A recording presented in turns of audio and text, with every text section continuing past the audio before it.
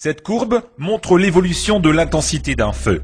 À partir de l'inflammation et pendant la première phase, le feu peut rester très faible pendant une longue durée.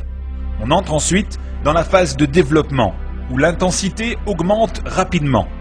Puis un seuil est atteint, c'est le flashover.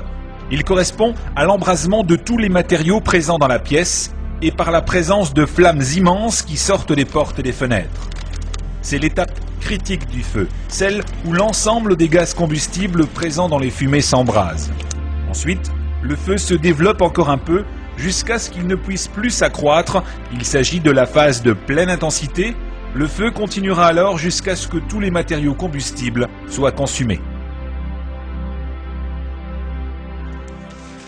Lorsqu'un fauteuil s'enflamme, la mousse et le tissu qui le composent vont produire de gros volumes de fumée. Le faible exutoire d'une porte ouverte oblige ces fumées à s'accumuler au plafond. La différence de pression entre la couche de fumée et le sol permet l'alimentation du foyer en air frais. Les gaz chauds transmettent leur chaleur au mur et au plafond qui émettent à leur tour un rayonnement thermique. L'ensemble des objets sont chauffés et distillent des vapeurs inflammables. On va commencer à voir apparaître des flamèches, puis de véritables rouleaux de flammes. L'embrasement généralisé éclair va être l'étape normale de développement de cet incendie. Ce n'est pas un accident. Le flashover correspond au passage brutal d'un feu localisé à un feu généralisé par embrasement des gaz combustibles et de l'ensemble des objets présents dans la pièce. Il existe plusieurs signes annonciateurs d'un flashover.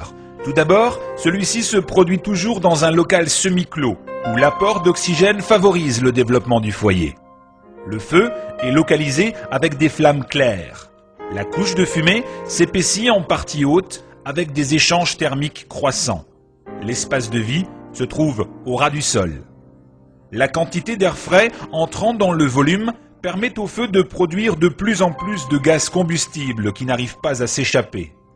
À travers les fumées, on commence à percevoir des flamèches, des rouleaux de flammes, signe que l'embrasement généralisé éclair est imminent.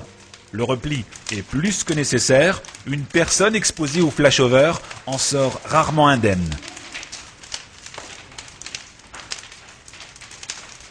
L'attitude défensive face à un risque d'embrasement généralisé éclair est le repli de tous les binômes engagés. Le COS est informé de la situation.